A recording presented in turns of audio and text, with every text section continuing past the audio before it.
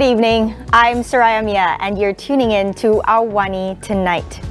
Malaysia is testing a targeted fuel subsidy mechanism. And Boris Johnson resigns as British Prime Minister. Who might replace him? That's coming up.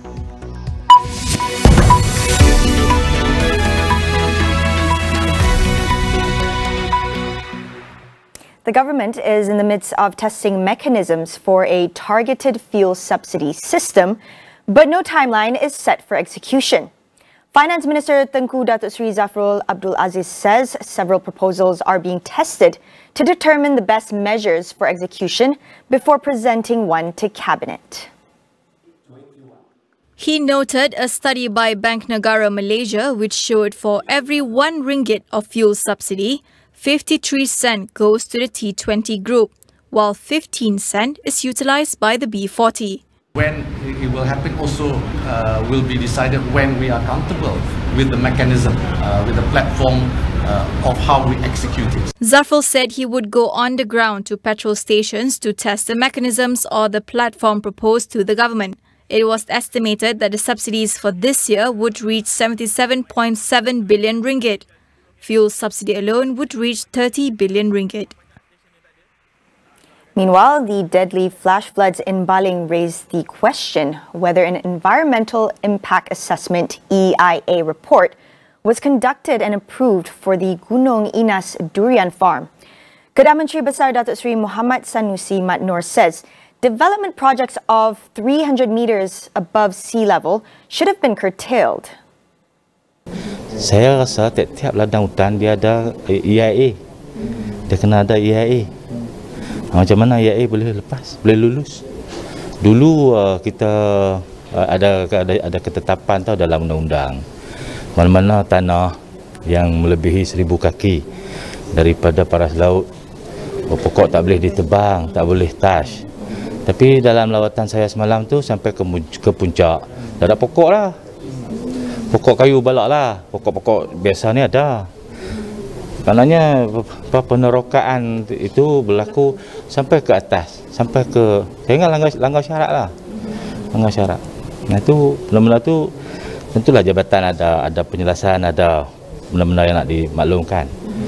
Sanusi declined to reveal the identity of the owner and operator of the Musangking durian plantation in Gunung Inas, only to explain that the project was developed by the state government subsidiary, Menteri Besar Incorporated, together with a private developer.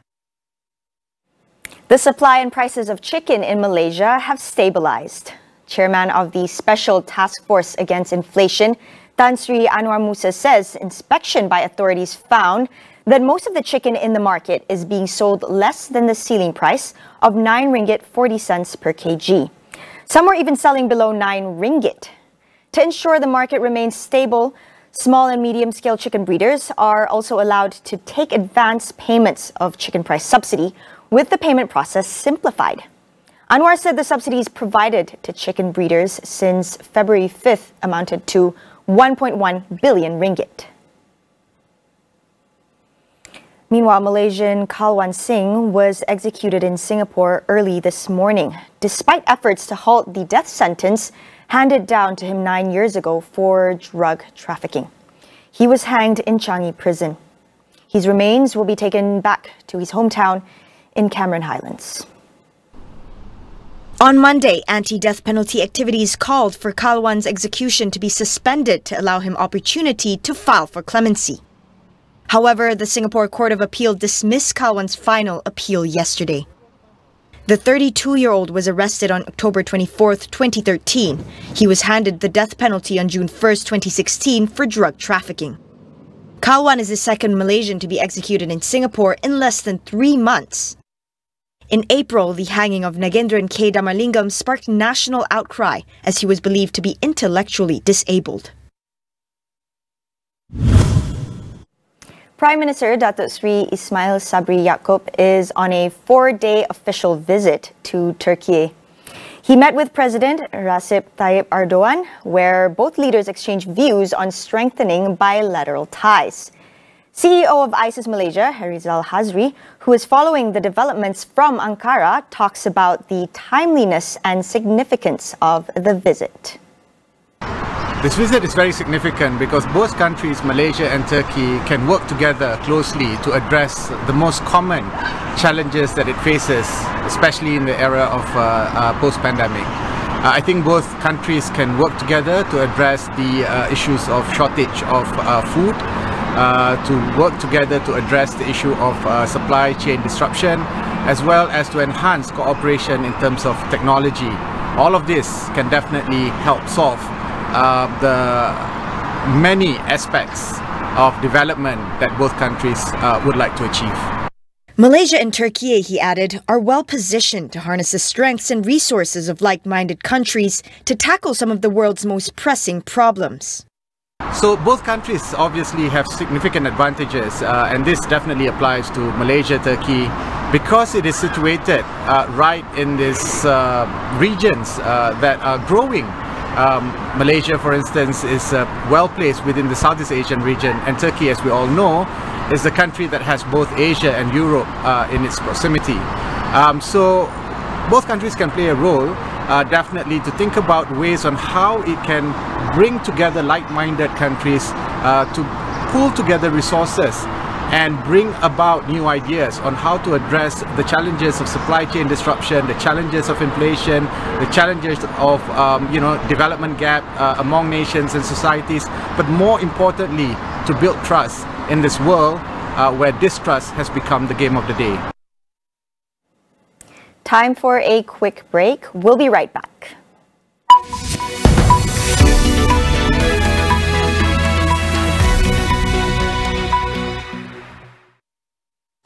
Patutlah mi Maggi kari digemari dengan minya yang kenyal. 100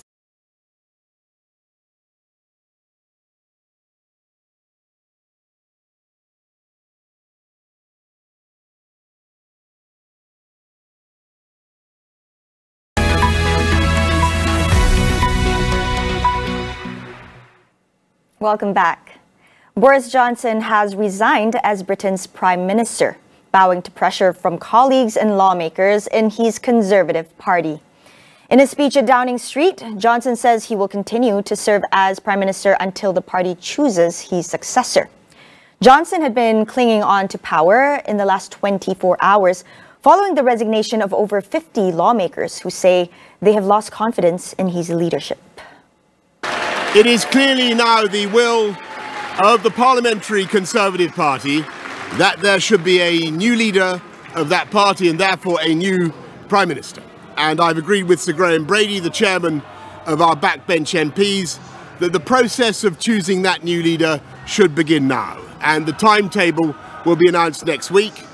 And I've today appointed a cabinet to serve, as I will, until a new leader is in place. So I want to say to the millions of people who voted for us in 2019, many of them voting Conservative for the first time, thank you for that incredible mandate. After days of battling for his job, Johnson had been abandoned by all but a handful of allies. It was a far cry from when he rose to power in 2019, when he won a large majority, capturing votes in parts of Britain that had never supported his Conservative Party before.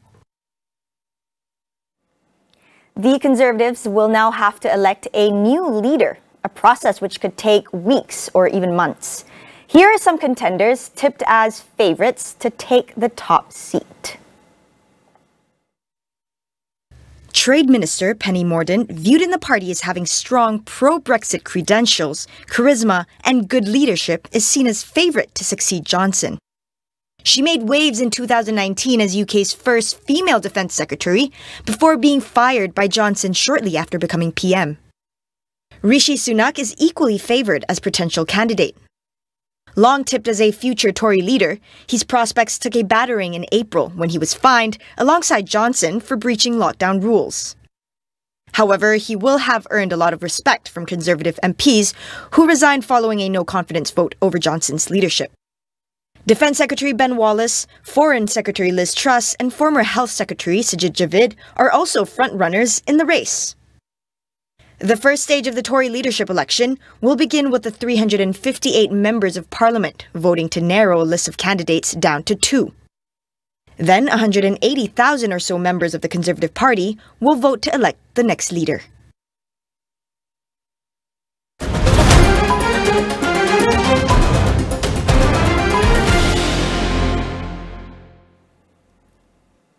The G20 foreign ministers met in Bali, Indonesia today, ahead of the summit later in November. Russian Foreign Minister Sergei Lavrov attended the meeting at the invitation by host country's President Joko Widodo. We speak to Dr. Roy Anthony Rogers from University of Malaya on what is expected out of the meeting. Yes, the war between Russia and Ukraine is a crucial topic right now, but beyond that, I believe the more burning issue is also the livelihood of ordinary people all over the world. Members of G20 countries should use this opportunity to discuss and also to engage Russia. Of course, Ukraine is not a member of the G20, but rather than to isolate Russia, I would say this will be a good opportunity to engage Russia. Hopefully, this can bring some form of discussion with Russia through its foreign minister in regards to the issue of food security as a result of the current conflict between Russia and Ukraine. Since Malaysia is not a member of the G20, Dr. Roy says the nation must look into diversifying reliance on food imports from other nations, including Russia. Meanwhile, Indonesia, which holds the presidency of the G20, can act as a bridge between conflicting countries and to connect them with the ASEAN region. Indonesia plays a crucial role here in bridging between Russia and Ukraine. Indonesia is not a typical country that falls under the Western allies among the Asian countries such as South Korea or Japan, which is very much close to the United States. Indonesia has never demonstrated itself being an ally of the United States. At the same time, Indonesia also doesn't demonstrate that it's being an ally of China and Russia. So it can play a mediator role as a non-biased role to bridge between these conflicting countries. So I think Indonesia plays an important role, especially under the leadership of President Jokowi as the president. Recently, President Jokowi visited Moscow and also met with the president of Ukraine. A Malaysian has been identified as the first local case of monkeypox infection in Singapore. The 45-year-old male who resides in the city-state tested positive on Wednesday after falling ill earlier this week. The man first developed lower abdomen skin lesions on June 30th and subsequently experienced fatigue and swollen lymph nodes 2 days later. He then developed fever and a sore throat on Monday. Singapore Health Ministry said as of Wednesday, 3 close contacts of the man have been identified. They will be placed on quarantine for 21 days from their last contact with the patient. Monkeypox is a viral disease that is caused by infection with the monkeypox virus. It is typically a self-limiting illness where patients recover within 2 to 4 weeks.